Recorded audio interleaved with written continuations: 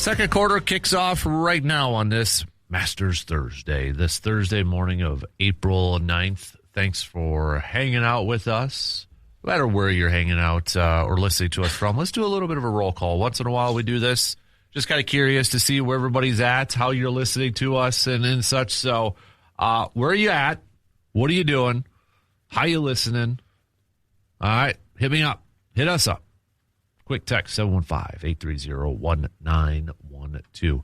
While you're texting or you're on the Section 105 chat room, it looks like we've got Brandon and Matt over there right now dishing it out and chatting and such. So you can join the fellows over there. But let us know where you're at, what you're doing, all that good stuff. But we've got some Masters picks. C-Bomb says Colin Morikawa, if his back can hold up. They are out on the course right now, so the first group is out there.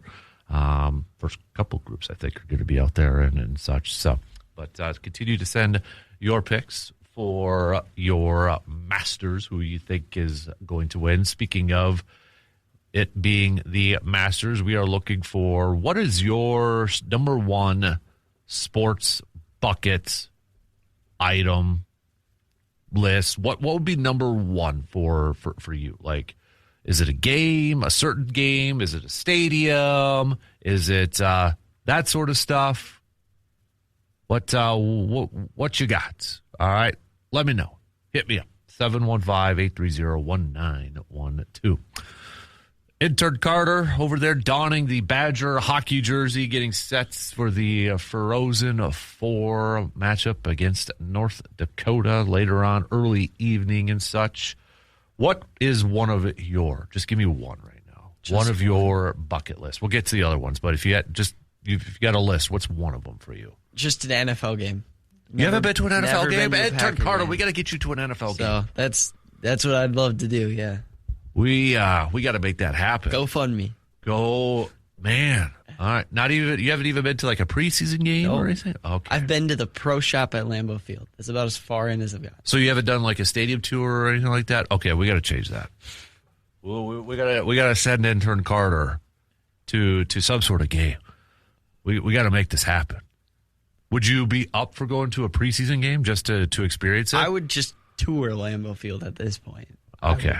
We got to make this happen.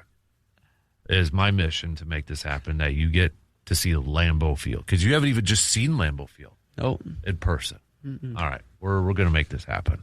We got to make this happen somehow, some way. I'm going to work on it for you. All right, it's going to happen. It's going to happen. I can't guarantee regular season, but I'm going to work on this for you. Actually, I'm going to work on it this morning for you. So we'll see. But what else? What's everybody else's bucket list? It's Packer game, right? Yeah. Packer NFL game. Yeah. Okay. Otherwise, I would. C-Bob says, intern Carter to an NFL game. It shall be done. Fire up the party bus. We'll make it happen. So we gotta. It's like it could be like almost like a bachelor party sort of thing for you. Like you gotta. Get the Lambeau Field check off on your list there, man. Yeah. Man, okay. I did not know that you have not. Okay. I've been to a Brewer game. I've been to a Wild game. Yeah. And then a Badgers hockey game. That's all the sporting events I've been to. Okay. We'll make this happen. If you are at least open to bare minimum a preseason game, we're going to make it happen. Yep. Deal? Yeah. You're up for it? Yeah. All right. We'll get this done. We're going to get it done. Because we make dreams happen. So that's what we do. Right, C-Bomb? Right? There you go. So, but hey, the first Packer game I went to, I was 18, 19. I that was the only opportunity I had to go. Was a preseason game. It would have been 05 was my first one. Yeah, because it was Patriots. Got to see Tom Brady. The only time I saw Tom Brady. But that was only the only chance I got was, nobody would take me as a kiddo. It was tarnished. Yeah, my brother's been to 2. And your brother. That just makes it worse. It does, yes. And he's only 3 years older than me. Come on. So. All right. Yep. I'm on it. I'm on it for you. We got to get this thing done. So, that just floored me now. I'm kind of lost. But the thing is, like, okay, so my first one, and then it was like as soon as I was an adult and on my own kind of sort of thing, even in college, I was going all the time. Like, that was my thing. I'll tell it, people make fun of me. Preseason games are fun to go to because not many reasons. One, usually the weather's decent. You know, it's like August, it's warm. You can get away with wearing shorts and short sleeve and that. You don't have to worry about the outcome of the game. You're not stressing yourself out about, God, we need to win this game, or, you know, like, oh, I hate these Vikings fans. You know, you don't have to worry about that. It's preseason. Nobody gives a rip about the outcome of the game. 3, hopefully nobody gets hurt. That's kind of the main thing. But, yeah, you may not see starters in that, but you kind of do, depending on walking around or whatever. But it's also, even though it's a preseason game, the environment is just like a regular season game. Tailgating, the stadium's full like a regular season game. So it's not like you're going there and it's an empty Lambeau Field. It's like, oh, I don't even get that experience. Wrong. Preseason is still full at Lambeau. It's not like Chicago where they can't even get like 1,000 people to show up to their family. For crying out loud, family night.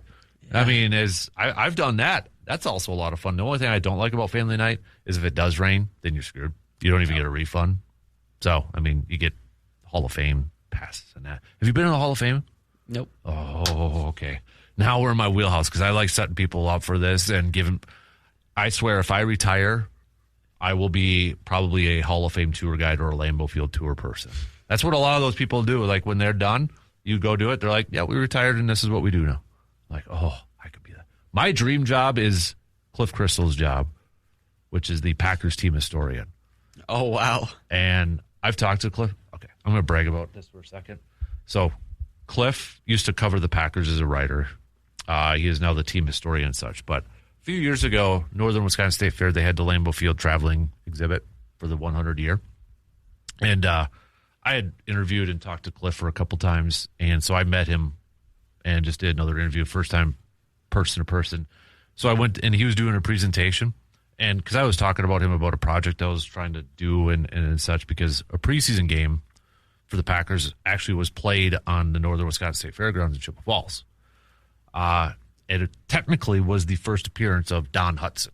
And I'm a big Don Hudson fan. That was his first game. And they played against the Chippewa Marines, which was just a town team in Chippewa Falls. Wow.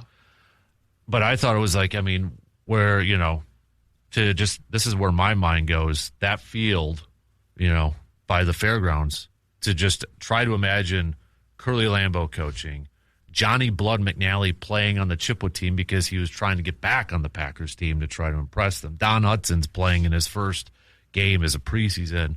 You know, it's just mind-boggling to see what that looks like now, and that those were football players back in the day. But anyways, he was doing a presentation. He was talking about something like that, and he stops, and he looks at me because I was sitting over there. He's like, did I get that right, Dan? I'm like, oh, like, yep, yeah. I nodded, yeah. I was like, history nerd for me.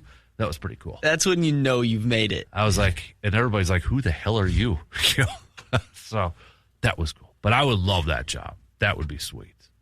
That would. Lee Remmel used to do it. Longtime PR. Used to write for the Packers too. And yeah, that's a good one. C-Bomb says we're going to get you to a regular season game. So we're gonna do a lot of stuff to break this Packers thing for you.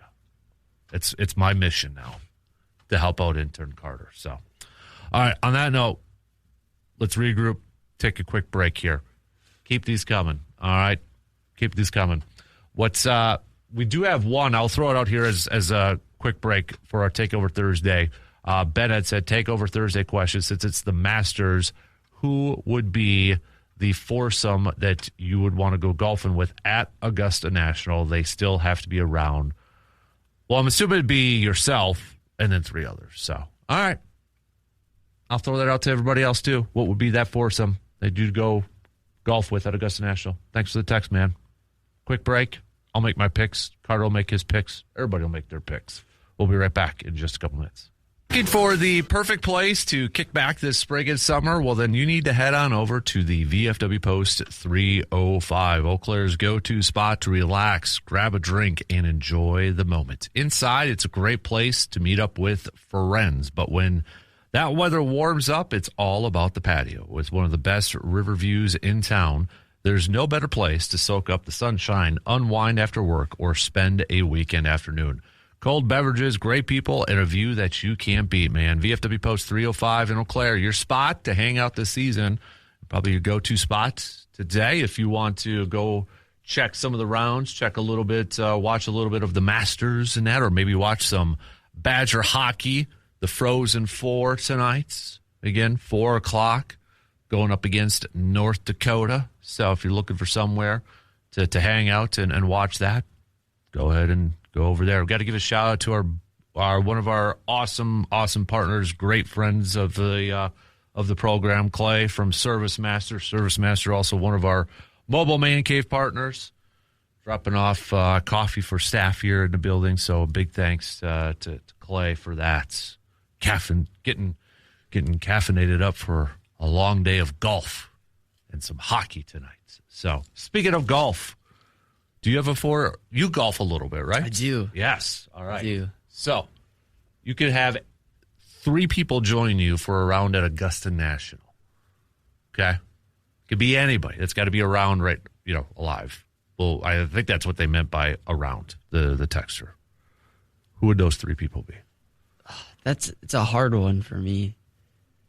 I'd probably go Bryson DeChambeau. Ooh, okay. For one of them. The problem is, I don't know if I want, the greats with me or, do I want Tiger Woods with me? Or somebody from a different sport, maybe? That's true. I could do that. Go do that. Because I would have Tiger with me. I know it's probably a sore subject right now, but he would just absolutely annihilate me.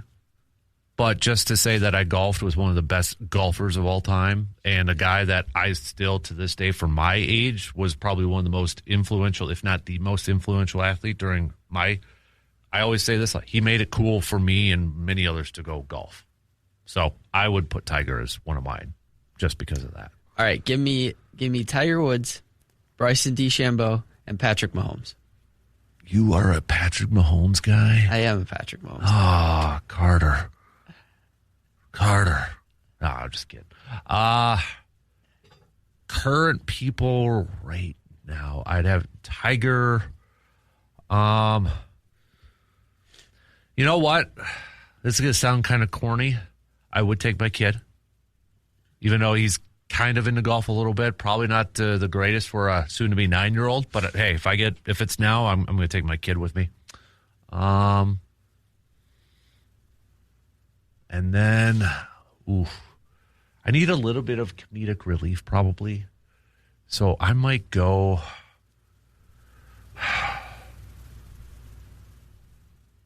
I don't know. I got to think about this one because this is tough now. Tiger, my kid. I got to think about that last one. I'll get back to you on that one. I got to think about it because it's tough. I'm trying to think of Bill Murray. Everybody's going to pick, and that would be a good one. But I don't know if I want to go Bill Murray. I might go Jordan just to see the competitiveness between him and Tiger. My kid would hate it because he is a LeBron fan. So me and him always fight about this. He'll get there. He'll understand at some point that Jordan is the GOAT, the GOAT. So, but good one. Hey, appreciate that text for our Takeover Thursday. Send those on over for the rest of you. Who would be in your foursome? As we had a texter say that if you could pick foursome to go to play around at Augusta National, who would it be? And they got to be around right now. So let's talk a little bit of hoops. So obviously there's been a lot of talk surrounding the Bucks. Giannis has talked a lot.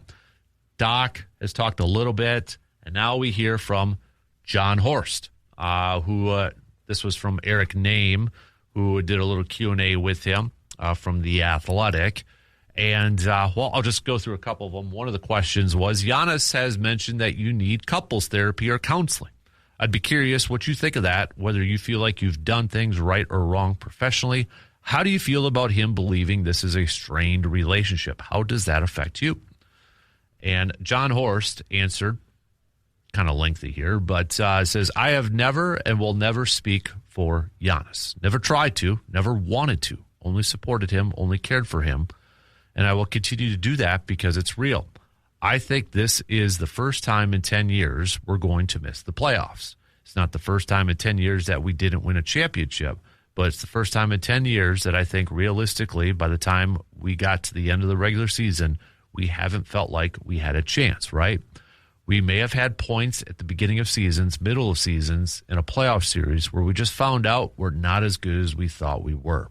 For whatever reason, injuries, mix, whatever. But at the end of almost every year or every regular season we've had so far, we're in a really good spot to do something. If we're healthy, we're going to have a chance. Best player in the world, all those things. And so that's tough. During all those successes and all those things that we've been able to ride through together as an organization, as a star player, as a general manager, as a supporting cast, coaches, there's a lot of positive, right? Sometimes there's more bull blank going on than you know. And in these cases, sometimes there's less. But when you're winning, it's really positive. A lot of positive stories, a lot of positive feelings, and it's a lot easier to stay positive and stay supportive and do the right thing. And then when it's really hard because you're losing, you're struggling, no one's happy this season. Doc's been an unbelievable partner for me going through a really tough season. We haven't won a playoff series in 3 years or 4 years, whatever. Well, Doc's been a part of that, and we've had injuries every year. Giannis has been a part of that. I've been a part of that. The teams that we've built, the injuries that we've had, the decisions we've made, we've all been a part of that. And we're all part of this right now. But for me, I don't classify that as a strained relationship. I don't have any less love or respect or belief or gratitude towards Giannis or anyone that works with him. I really don't. I'm going through a tough situation. We are going through a tough situation together, and I'm only trying to find the right outcome. I'm trying to do that together with them, and I'm trying to do what's best for us and best for them, even if it's uncomfortable. But I don't have any ill will. I don't feel a strained relationship. I feel the results of a strange situation of a season that's not where any of us wanted to be. He had hopes of having a great season. He had belief. He's done everything he can. That's absolutely true. I have too. So has Doc. Kind of interesting player he mentions here. So has Kyle Kuzma. We didn't get there. For the first time in 10 years, we didn't get there. Going into the playoffs, we were like, man, we got a chance, and that stinks, or that sucks. I'm pretty excited about figuring it out going forward, but right now, it sucks. I'm not going to go through every question and such, because it is a little bit of a lengthy Q&A here. But one of the things is, he was asked, you have 3 draft picks that you can move and have some financial assets. Do you feel empowered to go down that path? John simply says, yes, I do. Follow-up, so you truly believe that both paths, trading Giannis to move in a different direction with those picks, or trading the picks to surround Giannis with better talent, still remain in front of you? John answered, I do, yeah, absolutely. And not only just from my perspective, but I also believe from Giannis's mindset and his perspective, whether we need couples therapy or whatever, the assets will still be there. I do feel empowered that, yeah, those things are viable things for us to look at and consider.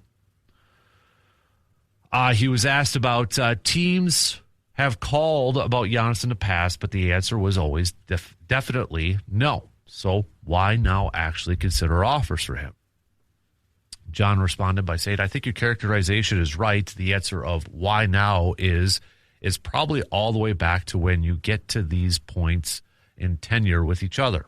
I think it's likely, like Wes said, that you either figure out the path forward and you align and you kind of agree to commit to each other on who you want to be and what looks like, and eventually an extension.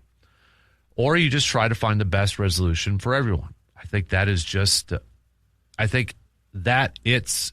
why is not that complicated. It's just different now than it might have been 2 years ago or 3 years ago. And that's okay. That doesn't mean the result is going to be different. He was also asked, do you need an assurance from Giannis that he would sign an extension before you begin roster building this offseason? Or do you have the same faith that if you build a team like before, he will extend yet again? John said, I trust and believe what Giannis has said and has been written. I want to win. And if I can win in Milwaukee, that's where I want to be. You know, everything else is conversation, alignment, discussion. And that's for him and that's for us. But 100% believe that Giannis cares about winning and would love to win in Milwaukee. I believe that. Finally, you have some time left on an extension you signed in the spring of 25. How are you approaching any other potential opportunities this offseason? Because he was rumored to be a part of the Pistons' plans last year prior. I've never pursued another opportunity. There have been other inquiries for me in the past, and I'm grateful, humbled by that. It's never really been a consideration for me and my wife. Our kids are from Milwaukee, where they go to school, the church we go to, the sports teams that they play on, their music lessons, going to foursome. As long as I have an opportunity to do this and have the responsibility to try to the best I can for the Bucks, that's all I want to do. So those are some of the comments from, again, Bucks general manager John Horst. With everything from the Q&A from Giannis and Lori Nickel to John Horst now and such, how do you feel about where things stand in Giannis's future with the Milwaukee Bucks? I don't see him being a Buck past this year. I think some of what's coming out with the Bucks is a little bit of stuff put out by Giannis just so he can play more. And I think once this season ends, he'll calm down a little bit and he'll realize that he was wrong to put out some of it. But the relationship was fractured, and I don't think it's going to be restored anytime soon. I think Giannis at this point is just thinking about his career, and I think he wants to go win a title somewhere. So I do think he leaves, but I wish stuff would stop coming out. Like at some point, just keep it to yourself. We don't need to know Giannis requests a trade twice. I don't even know if that's true. Yeah. So it's hard to believe anything on the Bucks situation right now because Shams has said he wants to trade for 4 years now. Yeah. So it's hard to believe anything, but just stop coming out with stuff and just trade him if you're going to. Mm-hmm. I think we're at that point for a lot of people, for a lot of Bucks fans. It is very reminiscent, I think, for many people of Rodgers' situation towards the end of his tenure with the Packers and such. I think the one thing that may be a little bit different in this thing is that at least Giannis is publicly saying he wants to win in Milwaukee, whereas towards the end of the Rodgers, I think Rodgers wanted to stay in Green Bay, but get to the point where he was upset where he just wanted out, essentially. So there's definitely a lot of similarities in that aspect. I'll be honest, I have no idea. I am probably 50-50. And if I'm being completely honest with this whole situation, is probably because a lot of it is I don't want to see him leave. And if I try to take that fan part away, then yeah, I think a lot of those signs point to him probably being gone. I think ultimately, I think it is. I don't think it's a Giannis decision. I really feel like it's the ownership. If they want Giannis and they're committed to Giannis, I think they'll keep him and they'll work out something. But if the Bucks ownership group is like, it's time, then I think they're going to move. I really feel like it's going to come down to what the ownership wants. And I know that probably is the case for a lot of things and a lot of players in that, but the NBA is, I think, a unique animal where a player can really dictate a whole lot. I just think, again, if we take Giannis for what it's worth, it's he wants to stay in Milwaukee. He has publicly said that. And I just think it's up to the final nail in the coffin is going to be what the owners want at this point. If they're tired of all the talk, then I think he's gone. Yeah, I think, let's say, so tomorrow the Bucks play the Nets. Let's say Giannis starts with Alex Anthanasis. I think that's a sign that he's gone. I do too, yeah. But I also think that stops the rumors. Yeah. Because I think Giannis is trying to play. And I think that's all he cares about right now. And so all this stuff coming out, I don't trust any of it. But I do think there's a little bit of a fractured relationship to where Giannis is going to the NBA saying, I want to play. And I want Giannis back next year. I do. But at some point, the Bucks as a franchise have to look at it and say, is it best for him to be back next year? Right. Right. And I don't know if that's a yes. Yeah. And I think, too, part of it is, from Giannis's perspective, if privacy is a really big, important thing for him, and he says Milwaukee's the perfect fit, be careful what you wish for, too. If he truly wants out, it's like, be careful what you wish for, too, at that. What's more important? Is it another championship, or is it the family privacy? Well, you brought up Aaron Rodgers. Yeah. I mean, he went to the New York. Right. And was awful. So Giannis could go somewhere and be bad. Mm-hmm. He's good. He's a great NBA player, but that doesn't mean he's going to be successful with other teams. Right. So he, like you said, he's got to be careful here, because if he goes to a team that doesn't fit the play style that he likes, there's going to be issues with that team. Yeah. Yeah, I agree. All right, we got to take a quick break. Plenty more to get to, though. We'll be right back after these quick words. Road trip season is right around the corner, and are you and your vehicle ready to go the distance? Before you hit the highway, make sure that your vehicle is in top shape with the help from AJM Automotive. From oil changes and tire checks to brakes and engine work, their experienced team will make sure that you're ready for wherever the roads may take you. And now with two convenient locations in Eau Claire, getting your vehicle serviced has never been easier. Plan a trip. AJM Automotive will handle the rest. Just visit ajmautomotiveservices.com to schedule your appointments. I was just perusing some of the comments on the Section 105 chats and such. No, it's, yeah, okay, the jackets, it's from, shout out to our Muldoon's partners for the Casper Classic. The color is actually, it's something Augusta. So it is something called Augusta. That's why we picked it. I don't think it has it on there. But shout out to John Muldoon who picked it out and such. That's the other question. Who's going to get the green jacket this year for the Casper Classic? So, it is, what are you talking about, T-Bomb? It is green. It's a little bit of a darker green. So, come on, dude. I was looking a little bit earlier, but by the way, Matt, if you're listening, you missed it yesterday. Everybody who's in the Section 105 chat, make sure you tell everybody to follow and subscribe to the YouTube channel so we can get that up there. But Matt said his first Packers game, 1999, Corey Bradford caught the game-winning touchdown from far with 12 seconds left on the clock. It was 22 rows up on a 35-yard line. I want to see if my memory is correct. I hope you're still listening, Matt. Was that the Raiders game? Was that a Raiders game? Was that the Packers versus Raiders? Was that Packers Vikings? It's either Raiders or Vikings, I feel like. Future Packer historian. I got it. It was the Ray Rhodes, 99. All roads lead to championships. But I remember watching a game with Favre, the touchdown pass to Corey Bradford at the end. And I feel like it was Raiders, or was it Vikings? It was one of the two. I feel like it was the Raiders. I feel like it was the Raiders or Vikings. It's got to be one of those two. But I remember watching it because it was like a seam route or something like that. So maybe it happened both times, but we'll see. Impressive. It was the Vikings. Okay, so it was one of the two. It was like Raiders or Vikings. Yeah, okay. All right. Not quite 100%, but I'll get there.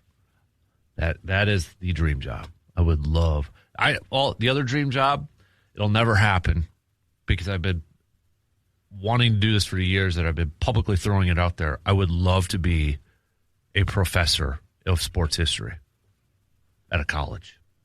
UW Green Bay teaches classes and such for that. And you hear all these other colleges and such that have like Star Trek courses and why can't, UW Eau Claire, I'm an alum, help a guy out. Let me teach one class, just one. I just want to be called professor for a day. I think that would be sweet. I would love to teach a sports history class. That's my goal still. So, we're going to get intern to his first Packers game, and then he's going to make that. I still remember mine. Like I said, so this is not a brag or anything, but my first Packer game was actually in a suite. Wow. But it was through a work thing, and it was a preseason game. And, yeah, it was 05. Javon Walker caught a pass. Then he got hurt week 1. That was the 05 season of how that all played out. I saw, Tom Brady. Corey Dillon was the running back yet for Patriots.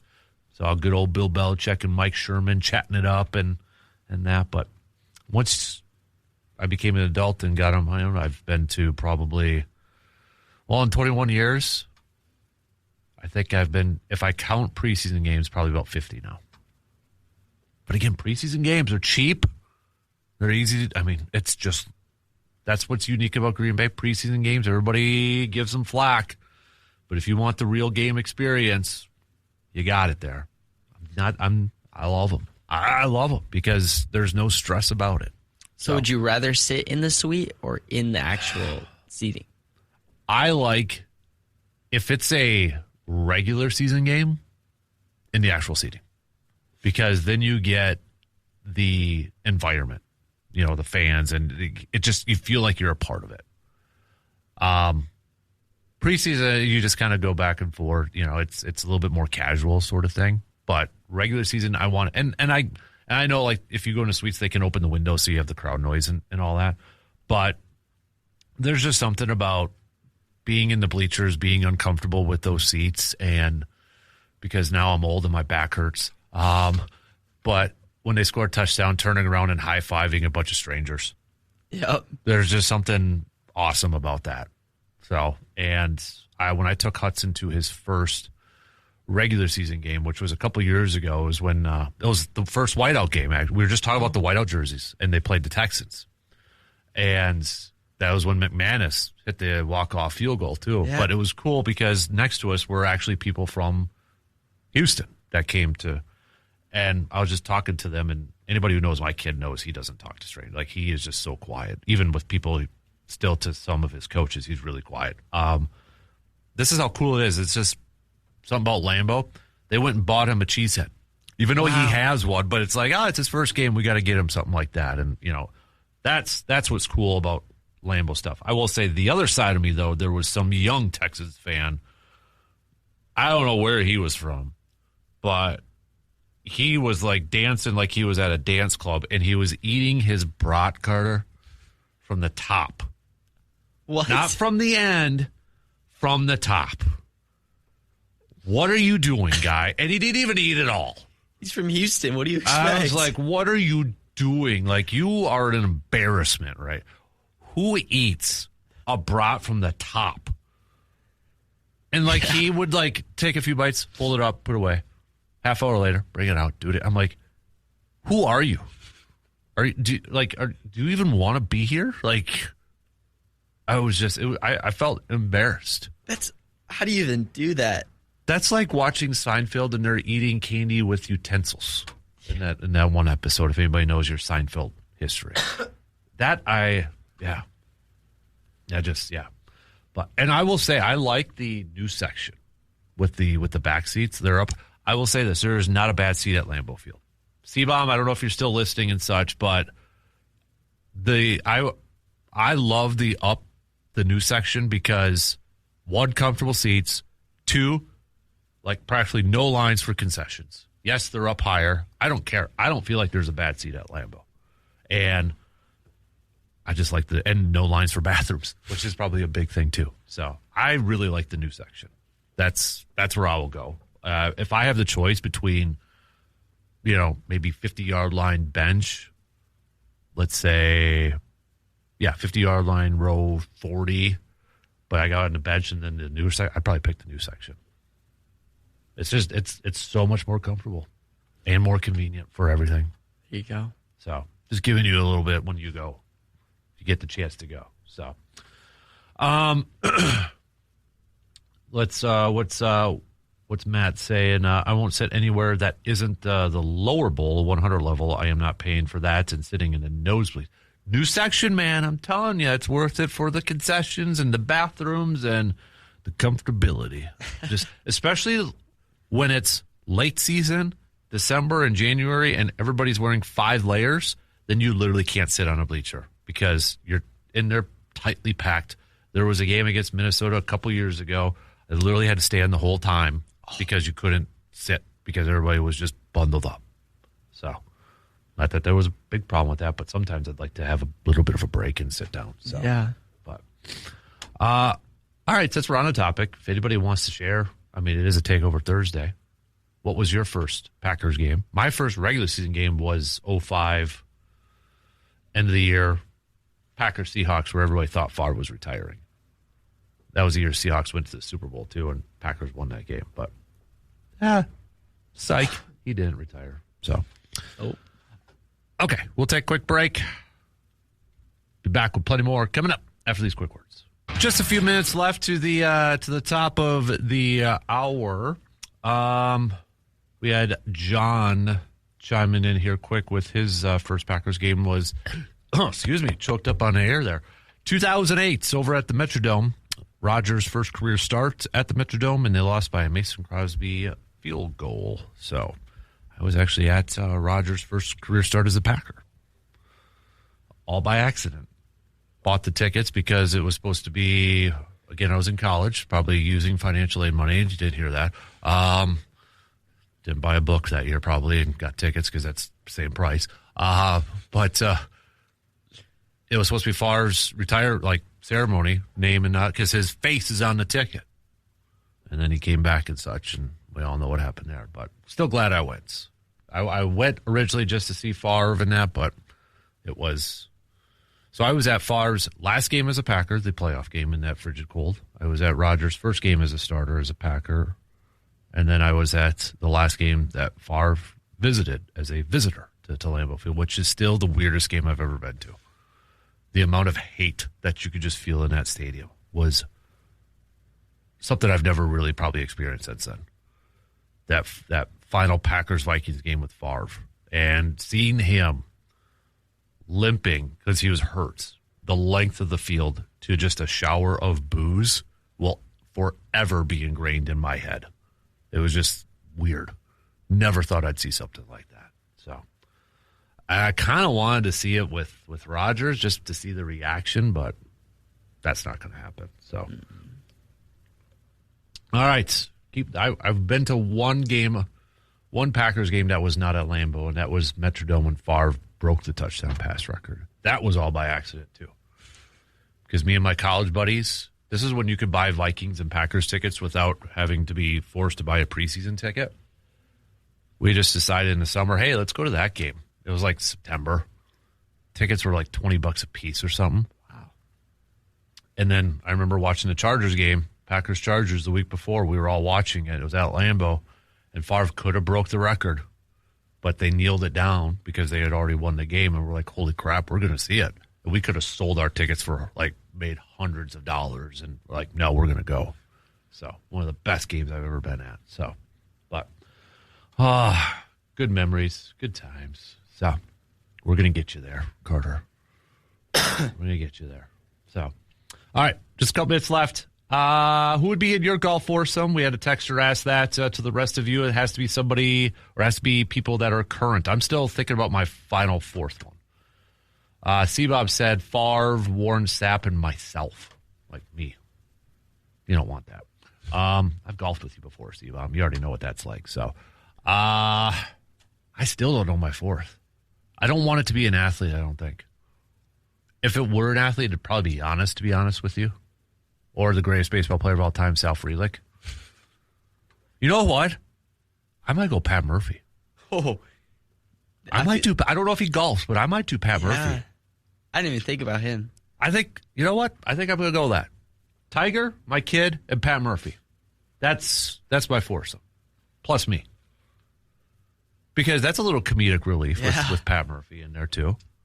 Yeah, I think that's the route. Again, I don't care if you're a non-golfer, but you get the chance to go to Augusta to play around, you take up golf for the day.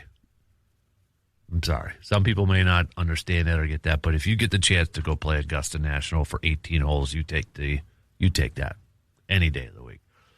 What are some of your bucket list locations, places, sports, things that you would like to do? We're going to get interns, other ones coming up here. Mine's the Masters. I got a couple other ones here, but my number one is the Masters. I'd love to go to Augusta National, even in full bloom. If it wasn't the Masters, I would just like to go to Augusta National and walk around the course.